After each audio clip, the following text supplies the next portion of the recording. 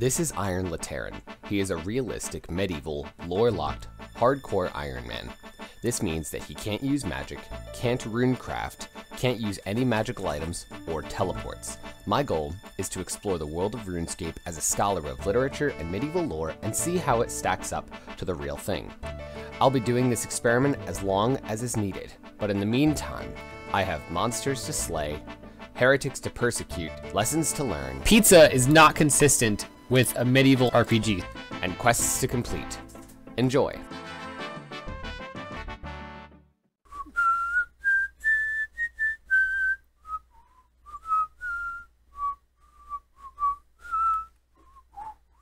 Oh, hi there. I didn't see ya. Well, as long as you're here, come on in. Well, it has been a while, hasn't it? Don't fret, I haven't forgotten about you. I've just been taking some time for myself. I spent some time, relaxing in Camelot, killed a demon, slayed a dragon, medieval stuff. But now I'm on to bigger and better things. I've hit 1,000 total level. Look at that bad boy, over 2 million XP. Just take a look at these stats, man. I'm gonna throw up the other stats that I had here from the last episode, and just take a look at some of those comparisons real quick. Yeah, looking good, I know. When I started this account, I wanted to explore RuneScape as a medieval items only Iron Man. That meant no magic, no runecrafting, no teleports, no magic items at all.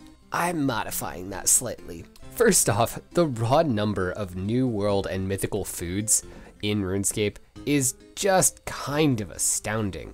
I mean, you can't do farming. Look, potatoes, nope. Tomatoes, nope. Sweet corn, nope. Like, these just didn't exist in the medieval era. All these things that are technically lore breaking aren't stopping me from playing or from having fun.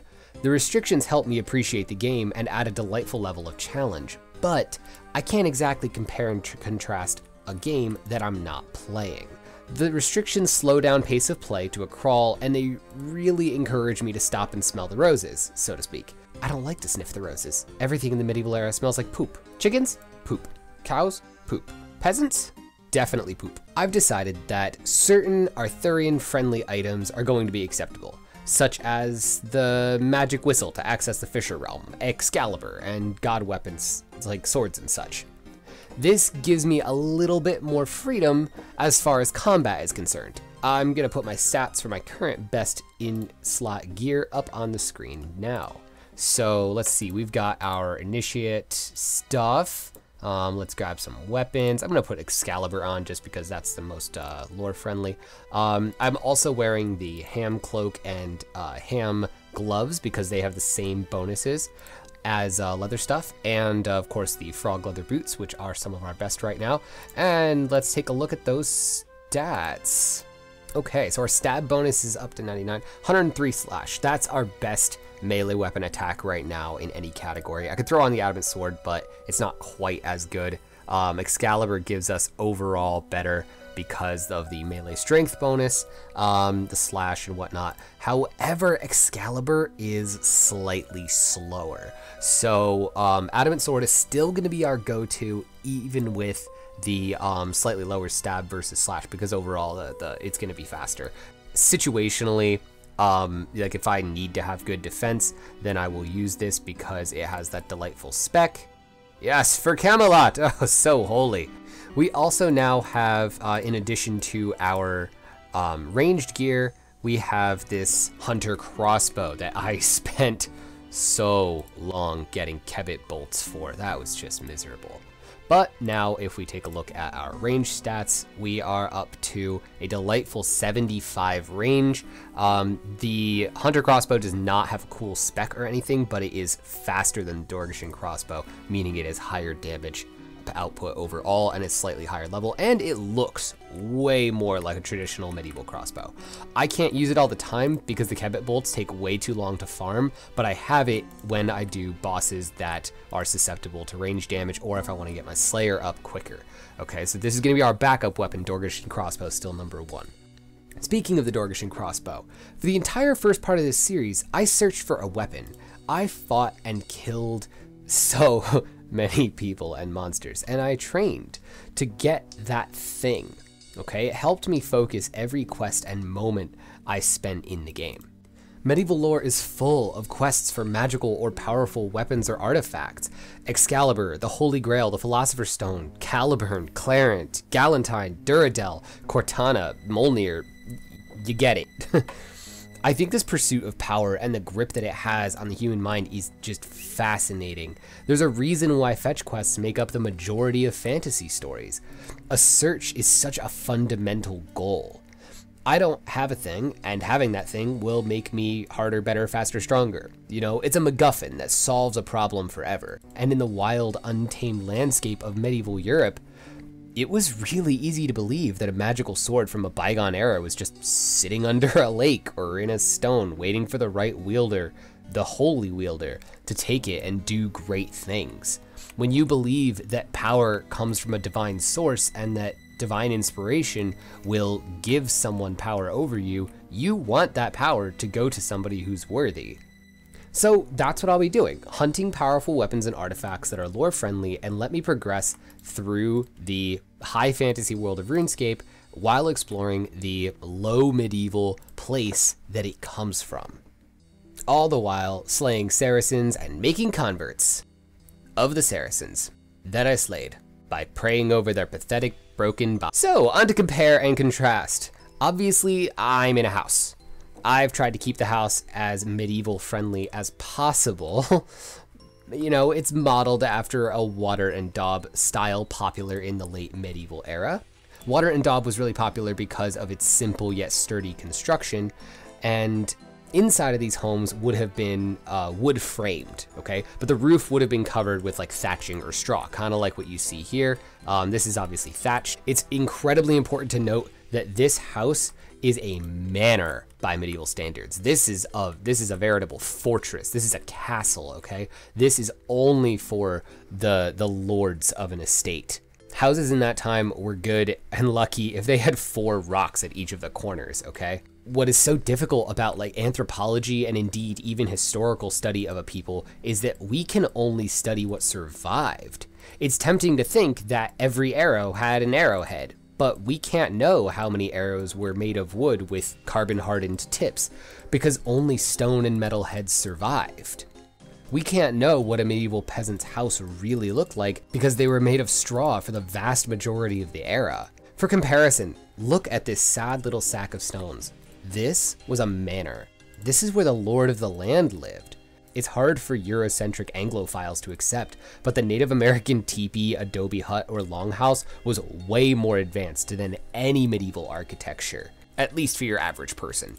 So how does this house help me? Why do I have it? And why do I accept using a magical portal to get here? First, it gives me a safe place to pray and train prayer with a bonus. Ding dong, ding dong. Number 2. Construction is a skill that I need to train. It's important because it's there, okay? And 3, shut up. All right, it's a game. So I'm accepting the house portal because, you know, my house is just like here instead of, you know, this portal. But, you know, they can't literally put a house. Otherwise, this entire map would just be filled with player-owned homes. Okay, and last but not least, just to wrap up this episode, why I haven't put out an episode in so long is a couple of reasons. One, you know, just busy with personal projects, and I wasn't having fun on the account while I was working so hard to make videos. I just wanted to play for a while and have fun on it, so that's what I did. Second, I wanted to put out a Christmas episode, but halfway through actually a little more than halfway through the production of the video, my video program updated and destroyed everything that I made after like 20 hours of editing it. So I just felt really demoralized and I didn't want to do any work after that, so I just had some fun on the account. I will still publish that Christmas episode. It's really bad. All the transitions are awful. Everything is bad about it. Okay, so I'll still publish that at some point in the future, just with the disclaimer that it's both out of season and not up to the standards that I've come to expect from myself. But finally, let's talk about the specifics of our goal. Okay, we are going to be going through the Fremennik Trials, which requires fighting a level 69 enemy without combat weapons or armor. I do have a little hack to get around that. I'm going to be bringing a beginner and hopefully easy and medium clue chest to open in that fight against him, so I'm going to cheese that a little bit. But if I die in the first 3 rounds of combat with him, it does permadeath the character and I lose the hardcore status, so I definitely don't want that to happen. After we do the Fremennik Trials quest, we are going to do Olaf's quest. Olaf's quest is going to give us access to the brine rats, which have a 1 in 500 something chance to drop the brine saber, which will be our best in slot strength attack weapon for a very long time. I believe we can use the brine saber already. Yes, we have over 40 combat, but we just have to be able to get there. I am not going to kill brine rats, or more, I can't kill brine rats until I have 47 Slayer. I've already done a little bit of Slayer, just a very little bit. I did a little quest that got me 9 from the museum, and of course I went and killed a few things for level 23 Slayer just to check my progress and see how quick that would be. So first things first, get 47 Slayer, then go for Fremennik Trials, Olaf's quest, Brine Saber. Once that's done, eventually the Fremennik Isles quest will be completed, which will give me the Helm of Niedisnot. The account is still going strong. Like I said, 1,000 total level. That actually means that we can officially lock this guy in as an Ironman forever. I just have to go talk to the trainer in Lumbridge, and that's how I'm going to finish the video out. So let's just take a little walk over there. Oh, hold up. I saw an imp. One sec. I got to kill this guy. Die, imp. Oh, yellow bead. Nice. Here is my medieval lore-breaking sweet corn. Just wanted to point that out. I have been doing my farming levels, but man, they are tough. I've only gotten 3 acorns so far, and that's been my only hardwoods. So that's been really slow. Lots and lots and lots of farming runs. I'm only using 1 farming patch because I can't run all over the world. I do use a bush patch over by the Champions Guild, but that's it. Oh, another imp. Can't let him go. Die. I love how much bigger your oak tree grows than the rest of the oak trees in this game. You just get like an absolute chad of an oak tree. And it only takes you like a couple of hours. Like these guys have had like 17 years to grow. Come on, get with the program. Got to kill another imp. As everyone knows, demons come from eggs. All right, so here we are. Let's talk. Hail, Hardcore Ironman. What can I do for you? So, pin or permanent. Your Ironman restrictions can never be removed. Do not choose this option unless you're really sure. Yeah, nope, forever. This account will always be an Ironman. I'm gonna make it permanent. I will not make a pin. I'm locking it. Are you really, really sure? Yes, I understand. I'll have my Ironman status forever. This is such a commitment. Like they're making, I've had to click 3 times to accept this. Even like a regular bank pin isn't this secure. Yeah, let's do it. Permanent. There it is. The decision has been made. Okay, I really hope that I enjoy playing this game for a very long time. And before I say goodbye here, you may notice that my name has changed to Medieval Guy. Iron Lateran, while a cool name, was not helpful for explaining what the account was or what I was trying to do with it. I had to constantly explain myself on worlds, including like role-playing worlds and everything. You know, Lateran is just way too obscure a reference. So Medieval Guy helps me really clearly explain what I am. It just makes it way more clear what I'm trying to get across with the character or what my goals are. So Medieval Guy it is, no more Iron Lateran. As always, thank you for watching, and I hope that I will be able to put another video out soon. I will be putting out the Christmas video, so keep your eyes out for that. It will be content that took place before this, but you know, it is what it is. Please like, subscribe if you haven't already, and I'll see you next time.